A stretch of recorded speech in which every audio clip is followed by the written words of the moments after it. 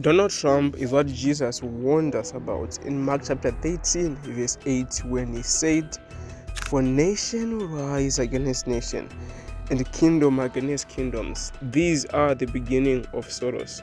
So today, I'll tell you why this warning is important to you as a Christian and what you need to do right now to be safe. But first of all, why is this important?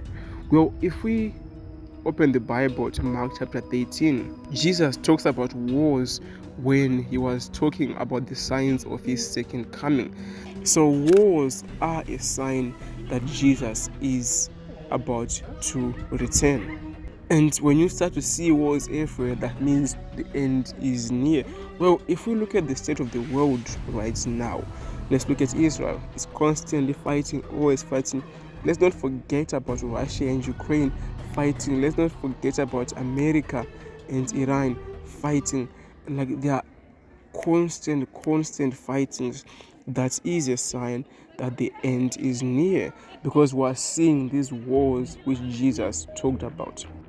You might say, blessing, but people who were living during World War One, they're also saying, there are wars. So what's different between now and World War One and World War Two? And why am I confident that now we're close to the end? Jesus, because of his wisdom, he doesn't just give one sign which talks about the end of the world. If we go to Mark chapter 13, verse 24, it says here, "But in those days, after the tribulation, the sun will be darkened, and the moon shall not give her light, and the stars of heaven shall fall, and the powers that are in heaven will be shaken. And then they shall see the Son of Man coming in the clouds with great glory." So Jesus gives many different signs which talk about his coming. And then if you look at those last two signs which he gave, which are going to happen just before he comes, my friend, they've all happened. The part where he says the sun and moon will be darkened, that was literal. And it happened it's called the dark day. It happened in 19 May 1780.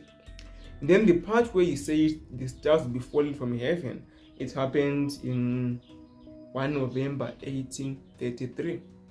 So the last two signs that Jesus gave about his coming have already happened. And the only sign that we are left with, or the only sign which we are waiting for, is the coming of Jesus Christ. So that's, my friend, is what Christians should be focused on.